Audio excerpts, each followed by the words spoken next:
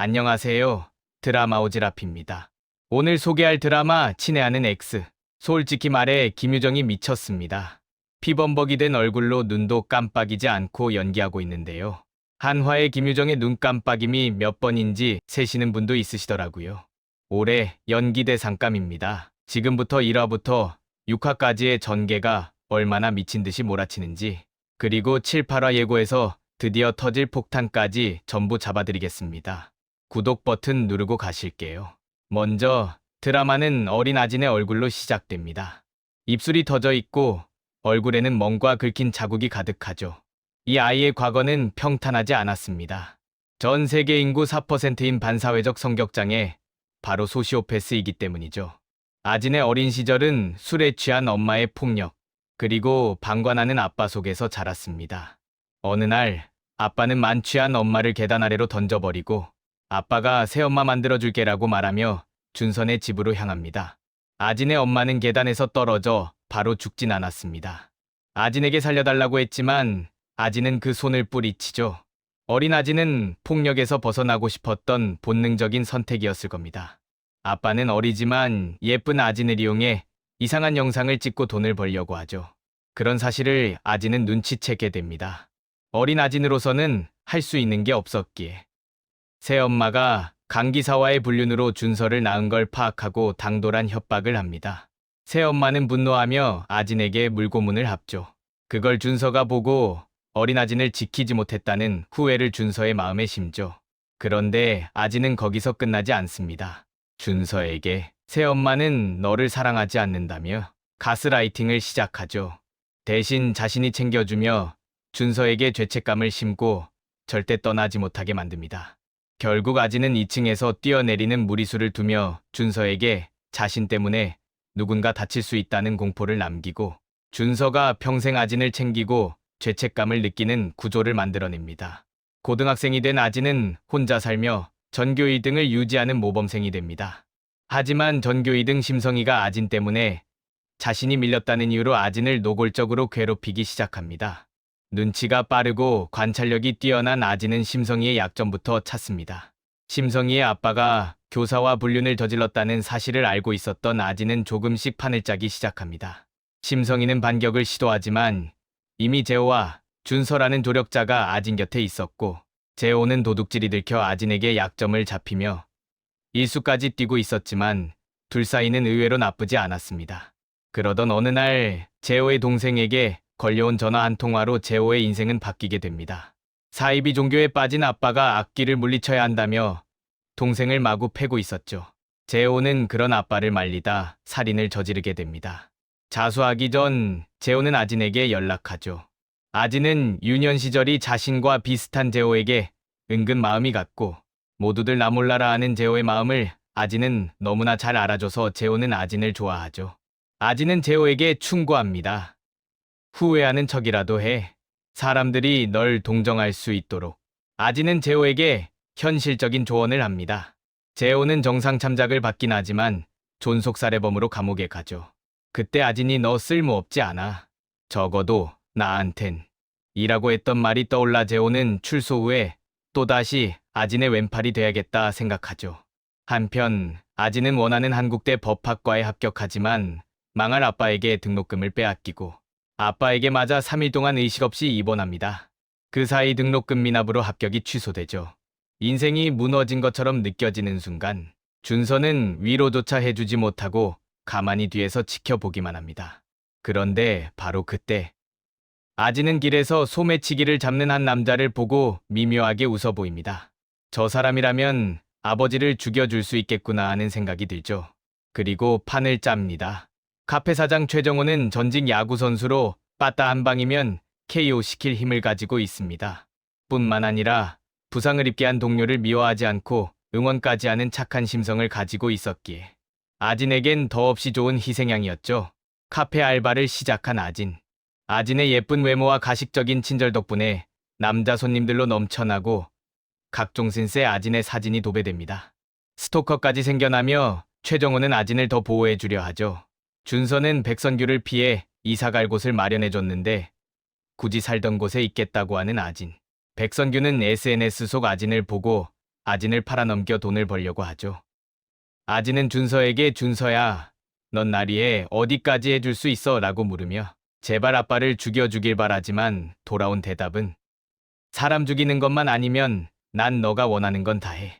실망한 아진은 준서가 벌레 한 마리도 소중히 여기는 사람이었단 걸 다시 한번 머릿속에 각인시키고 최정호를 이용한 백선규 제거의 판을 짭니다. 그리곤 준서에게 자신이 스토커에게 당한 것처럼 때려달라 하지만 아진을 짝사랑하는 준서는 해줄 리 없습니다. 아진아, 난 네가 가끔 무서울 때가 있어. 근데 사랑받지 못하고 자란 내 탓 같아서 어떻게 해야 할지 모르겠어 라는 말을 남기죠. 준서는 아진에 의해 제대로 세뇌되어 있습니다. 본인이 어린 아진을 도와주지 못해 현재까지 아진이 이렇게 고통받고 있다고 자책하죠. 더 이상 아빠에게 끌려다니다간 팔려가겠다는 생각에 아진은 백선규를 처리할 세팅을 시작합니다. 방해 요소인 준서의 발을 경찰서에 묶어놓고 스토커에게 폭행당하고 있다는 전화를 최정호에게 하죠. 정호는 단숨에 빗속을 헤치고 와 비닐을 쓴 백선규를 빠따로 갈겨버립니다. 이미 피범벅이 되어 있는 아진은 최정호에게 자신의 아빠라며 빨리 도망가라고 소리치죠. 뭔가 잘못됐다는 걸 느낀 최정호는 그대로 나가고 숨이 붙어있는 아빠를 아진은 마무리 짓습니다. 이 장면에선 정말 백아진이 소시오패스라 백선규를 죽이려는 건지 벼랑 끝까지 몰려 자신의 삶을 지키려고 백선규를 없애려는 건지 헷갈리더라고요. 내가 저 지경까지 갔다면 나는 소시오패스가 아니더라도 저런 마음을 먹지 않았을까 하는 생각도 해봤지만 일반인이라면 저렇게까지 판을 짜지 못하겠죠. 어쨌든 아진은 병원에 입원하고 최정호는 경찰에 붙잡힙니다. 최정호는 야구 시즌 복귀를 앞두고 있는 상태라 소속사라는 든든한 뒷배가 있었습니다. 경사와 손잡고 아진을 존속살해범으로 넣으려고 하죠. 어차피 그동안 가정폭력을 당해왔기 때문에 정상 참작되면 몇 년 안 살고 나올 거라고. 그때 백아진을 탐내던 엔터 대표가 찾아옵니다. 꺼내줄 테니 내 소속사로 들어오라고. 아진은 엔터 대표와 손잡았고 준서가 방해가 될 테니 더 이상 만나지 말라고 하자 준서를 찾아갑니다. 준서야, 인생 망치지 말고 그만 떨어져. 너의 그 착한 마음 때문에 내가 항상 위험해져. 백선규만큼이나 넌 나한테 족쇄야. 자꾸 내 발목 잡지 말고 꺼져라고 하죠. 연예계에 발을 들인 아진은 승승장구합니다. 엔터 대표는 허인강을 들러리로 붙여 아진을 더 돋보이게 하려 하지만 허인강이 아진을 싫어하자 아진은 드레스가 발에 걸려 움직이지 못하는 척 연기하죠. 어쩔 수 없이 아진을 에스코트하게 된 인강 덕분에 아진은 더 높이 올라갑니다. 이 사건으로 인강의 전 여친 레나가 열받아 아진을 괴롭히기 시작합니다. 인강은 레나와 헤어졌지만 레나가 받아들이지 못해 기다려주고 있는 상황이었는데 아진이 인강에게 들이대는 걸 보고 레나가 발악합니다. 촬영 도중 비를 홈빵 맞게 하며 연기를 이 정도까지 못하는 사람 처음 본다며 딴지를 걸고 촬영 못하겠다고 말하며 차로 가는데 매니저가 엔터 대표에게 꼰지르죠. 엔터 대표는 찾아와 레나에게 나락 보내버린다고 경고하고 나락 보낼 증거가 있다는 것을 아진은 눈치챕니다. 현재 아진의 매니저는 전 레나의 매니저죠. 레나는 매니저를 이용해 아진을 곤경에 처하게 만들려고 하지만 눈치 빠른 아진은 이 계획을 역이용합니다. 레나의 음주운전 사건, 그리고 아진의 존속살해 사건. 이 두 건이 레나 손에 들어가고 주차장에서 레나는 아진에게 무릎 꿇고 빌어 선배님 살려주세요. 선배님 잘못했어요 해봐. 쉽잖아. 돈도 힘도 안 들고 자존심만 접으면 일하고 하자. 아진은 화를 더 돋구죠. 레나의 따귀 세례가 이어지고 매니저가 이 장면을 몽땅 녹화합니다. 그 누구도 아진의 눈에 들어가면 벗어날 수 없기에 매니저 역시도 아진의 계획에 동참합니다. 이 영상은 회사 창립 기념일에 재생되고 레나에게 당한 그대로 아진은 돌려줍니다. 선배님 무릎 꿇고 한번 빌어볼래요? 후배님 잘못했어요. 살려주세요. 한번 해봐요. 쉽다면서요. 돈도 안 들고 힘도 안 들고 한편 소설가로 성공한 준서. 공동정범이란 소설의 배경은 바로 아진의 이야기가 담겨 있었죠.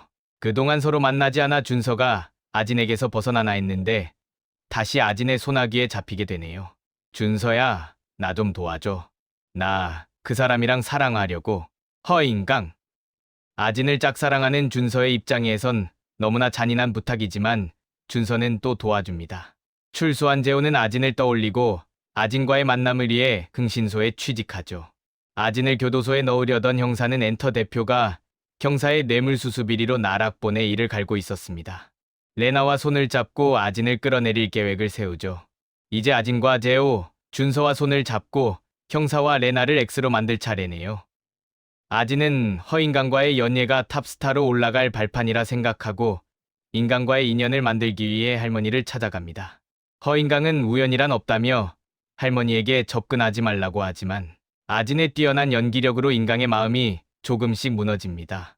그러다 인강 엄마의 제삿날, 할머니가 밥을 많이 했다며 아진을 식사에 초대했고 아진은 계획에 없던 식사에 참여합니다.